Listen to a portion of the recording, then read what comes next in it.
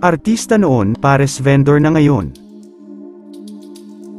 Maraming netizens ang dilubos makapaniwala sa kalagayan ngayon ng artistang ito, tila napakabilis ata ng karera niya na ang sikat kahapon biglang naging ganito ang buhay ngayon. Masasabi talagang marangal naman ang ginagawa niya ngayon ngunit hindi pa rin maiwasang itanong kung bakit humantong sa ganito ang sitwasyon niya ngayon. Matatandaan ang isang aktor din sa FPJS ang probinsyano na si Lester Lansang matapos ang pagiging parte ng sikat na serye ng ABS-CBN na FPJS ang probinsyano. Inamin ng aktor na si Lester na siya ay nagtatrabaho bilang isang pagiging delivery rider. Isa rin sa mga sikat na artista noon na si Jiro Manyo ang iniwan na ang mundo ng showbiz. Ibinahagi ng noon ay award-winning child actor na si Jiro Manyo, na nagtatrabaho na siya ngayon bilang volunteer worker sa isang rehabilitation center sa Bataan.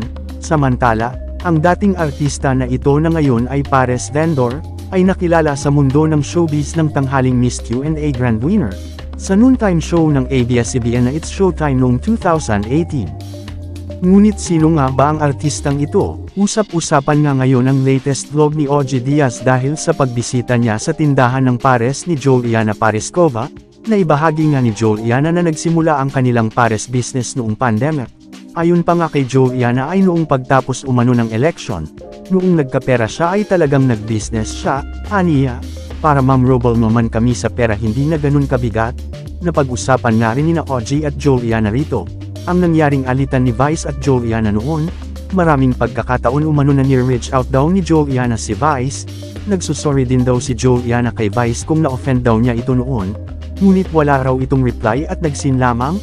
Nagsimula ang issue sa pagitan nila noong nakaraang presidential elections, nang sumuporta sila sa magkaibang kandidato. Matatanda ang sinubukan ding ibinenta ni Juliana Pareskova Segovia ang mga corona at trophy na napanalunan niya sa Miss Q&A sa presyong 1 million pesos. Ani Juliana, 5 taon naman na ang nakalipas mula nang tanghalin siyang grand champion sa Miss Q&A kaya kahit mawala sa kanya ang mga alaala nito ay naniniwala siyang nakatatak na siya sa history ng It's Showtime bilang winner.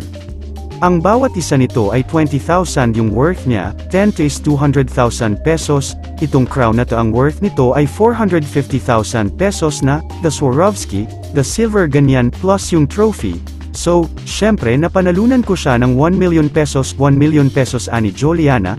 Samantala, hindi naman natuloy ang pagbebenta ni Juliana dahil hindi kinaya ni Boss Toyo ng Pinoy Pawn Stars ang 1 million pesos. Ngunit nilinaw nga niya sa interview niya kay OG Diaz na content lamang nila ni Boss Toyo ang pagbebenta niyang iyon. Samantala, sa ngayon nga ay masaya si Juliana sa business na pinasok niya. Nilinaw rin niya dito na bukas pa rin naman ang kanyang pinto kung sakaling mabigyan muli siya ng trabaho sa It's Showtime.